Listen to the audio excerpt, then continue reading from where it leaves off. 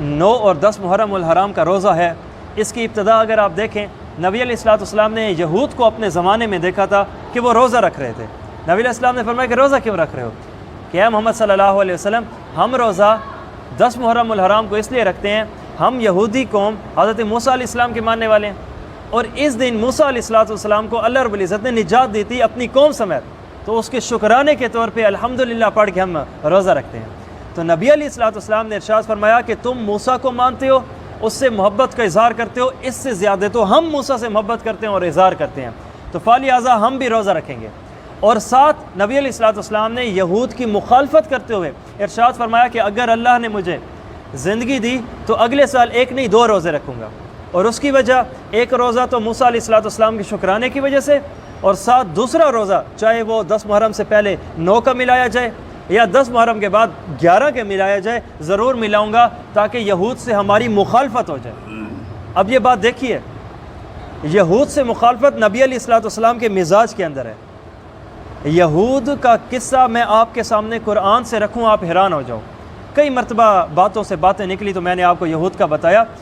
اب اگر کوئی ممبر سے بیٹھ کر یہود کے خلاف بولے عین سنت رسول ہے، یہ کوئی بیوقوف ہوگا جو یہ کہے گا مولوی صاحب لڑویندہ، چنگی گال ہے لڑویندہ، ایسے موقع پہ تو لڑوانا ہی بہتر ہے، نبی کی تلوار نہیں دیکھتے۔ نبی علیہ السلام کی 63 سالہ زندگی مبارک میں آخری 10 سال ہجری سال بنتے ہیں، ہر سال میں تو نبی علیہ السلام نے تلوار اٹھائی ہے، وہ کوئی ایک مہینہ نہیں بچا جس میں یا تو نبی علیہ السلام لے جا رہے ہیں تشریف یا تو کسی کو بھیج رہے ہیں، کوئی قافلہ لے کر تلوار آ رہا ہے یا کوئی قافلہ لے کر جا رہا ہے۔ یہ ایک خوبصورت ترتیب ہے۔ تو فلہذا ہم سب تمام تر ریاست کے حقوق، قانون، یہ وہ سب کچھ دیکھتے ہوئے اس بات کو بھی بندہ بات کرے تو یہود کی مخالفت خود قرآن بتاتا ہے، حتیٰ کہ ان کی ضد کا اللہ رب العزت نے ان کے سینے کے اندر چھپا ہوا بغض واضح کیا ہے۔ اے پیغمبر، آپ کو پتہ ہے یہ آپ پہ ایمان نہیں لاتے، یا اللہ ضرور پتہ ہے مجھ محمد صلی اللہ علیہ وسلم کو کہ ہم دعوت دیتے ہیں ایمان نہیں لاتے۔ تو اللہ رب العزت نے فرمایا کہیں اے محمد صلی اللہ علیہ وسلم آپ یہ نہ سمجھنا کہ یہ آپ کو جانتے نہیں ہیں، یعرفونہ کما یعرفون ابناہم، اے پیغمبر یہ آپ کو ایسے جانتے ہیں ایسے تو کوئی اپنی اولادوں کو بھی نہیں جانتا۔ دل کے اندر اس طرح نبی علیہ السلام کو پہچانتے تھے، پر نہ ماننے کی وجہ یہ تھی اب اگر ہم نے مان لیا تو ہمارا پروٹوکول جاتا رہے گا، ہم امت محمدیہ بنی اسماعیل ہیں اور وہ یہودی بنی اسرائیل ہیں۔ تو انہوں نے کہا کہ آج تک نبوت کا نظام چل رہا تھا بنی اسرائیل میں، اب نبی علیہ السلام کی نسبت بنی اسماعیل میں آ گئے، اب اگر ہم ان کو مانیں گے تو ان کے ماتحت ہو جائیں گے، سرداری کٹتی ہے۔ اس بنیاد پہ انہوں نے نہیں مانا تھا، وگرنہ قرآن نے ان کے سینے کے اندر کی چھپی ہوئی بات کو واضح کیا ہے۔ پیغمبر جانتے ہیں یہ آپ کو، بس مانتے اس لیے نہیں ہے کہ یہ مستی میں ہے، غرور میں ہے، اور یہی غرور ہی تو ان کو لے کر ڈوبا تھا۔ ابھی وقت کم ہے، وگرنہ مستقل یہ ایک موضوع بن سکتا ہے کہ یہود کا قرآن کیا کس انداز سے آپریشن کرتا ہے، بلکہ چاہے زمانہ نبی کا ہو، چاہے زمانہ آج کا ہو، یا چاہے قیامت کے قریب کا ہو، ہماری یہود سے ٹکر ہے، ہماری یہود سے بنی ہی نہیں ہے۔ ہمارے نبی کی قاتل قوم کو یہودی کہتے ہیں۔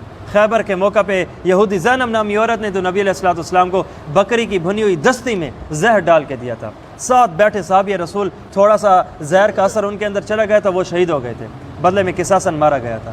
اور جب اللہ کے نبی اللہ کو جان دینے لگے تھے، عائشہ کو بتانے لگے تھے، اے عائشہ خبر ہو تمہیں، خیبر کے موقع پہ یہودی زینب نامی عورت نے مجھے بکری کی بھنی ہوئی دستی میں زہر ڈال کے دیا تھا، اسی کا اثر میں اپنی رگ میں محسوس کر رہا ہوں، کٹ رہی ہے۔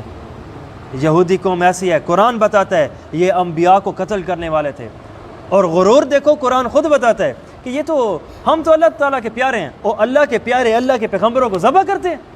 اللہ نے قرآن میں بتایا کہ فَلِمَ تَقْتُلُونَ انبیاء اللہ، اور ٹولہ یہود دعوے تمہارے یہ ہیں کہ تم اللہ سے پیار کرتے ہو اور تم سے اللہ پیار کرتا ہے، اور حرکتیں تمہاری دیکھو کہ تم نے انبیاء کو قتل کیا ہے، تم سب سے بڑی لعین قوم ہو۔ چال باز مکار قوم کا نام یہودیت ہے۔ یہ میرا تبصرہ ہے، اگر آج بھی یہودیت مار دی جائے، خدا کی قسم دنیا میں دہشت گردی کسے کہتے ہیں ختم ہو جائے گی۔ وجود دہشت گردی کا نام یہودیت ہے۔ یہودیت انبیاء کی، جو شخص انبیاء کے قاتلین میں اپنا حصہ ڈال سکتا ہے نا، وہ برائی میں کسی حد تک بھی اتر سکتا ہے، اسے پھر انسانیت کا خیال نہیں ہے۔ محسن انسانیت کو تم مارنے پہ آ جاتے ہو، رہبر امت کو تم مارنے پہ آ جاتے ہو، پھر امت کا تمہیں کیا خیال ہوگا؟ بات سمجھ آ جاتی ہے۔ ایک دوسرا بھی طریقہ کار جو یہود کا تھا، اب یہ دیکھیے آپ، بازار شریف کی روایت ہے، ایک حدیث پاک کی کتاب ہے، ابو ہریرہ رضی اللہ عنہ ارشاد فرماتے ہیں کہ یہود کا خبیث بھرا طریقہ یہ تھا عقیقے میں بچی پیدا ہوتی تھی تو کچھ ذبح نہیں کرتے تھے، اور لڑکا پیدا ہوتا تھا تو ایک بکرا ذبح کرتے تھے۔ جیسے میں نے ابھی آپ کو مثال دی ہے محرم الحرام کے روزے کے حوالے سے، یہاں پہ بھی نبی علیہ الصلوۃ والسلام نے یہود کے منہ پہ عملی علمی اسلامی طور پہ تھپڑ مارتے ہوئے اپنا طریقہ نبی علیہ السلام نے امت کو دیا ہے کہ یہود بچی پہ کچھ ذبح نہیں کرتے اور لڑکے پر ایک ذبح کرتے ہیں، اور مسلمانوں آئندہ کے بعد تمہارا عقیقے میں طریقہ یہ ہوگا کہ بچی پہ ایک ذبح کرو گے، بچے پہ دو کرو گے۔ ہم نے مستقل اس کے خلاف نظام چلانا ہے، تو الحمدللہ یہاں پہ بھی وہی۔ تو اس سے پتہ چلا کہ یہود عورت کو اتنی اہمیت نہیں دیتے، اور آج وہی اس ہی کی روحانی اولاد میڈیا میں بیٹھ کے چیختی ہے کہ اسلام نے عورت کو حقوق کیا دیا ہے۔ ارے چل تو کیا جانے اس عورت کو۔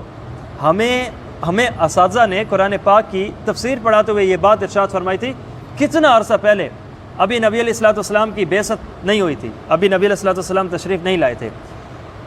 یہودیوں اور نصرانیوں کا پینل بیٹھا ہے اس بات پہ کہ عورت کون ہے، کیا یہ انسان ہے یا نہیں۔ لا حول ولا قوت۔ سوچ دیکھو، اس بنیاد پہ ڈیبیٹ ہو رہی ہے کہ یہ عورت انسان ہے یا نہیں، مرد تو انسان ہے۔ تو کافی لمبا عرصہ ان کے بڑے بڑے جید علماء کا ڈیبیٹ اور بحث کرنے کے بعد اس نتیجے پہ یہ حضرات پہنچے تھے کہ عورت انسان نہیں ہے، بلکہ انسان کی خدمت کے لیے پیدا کی گئی ایک مخلوق ہے۔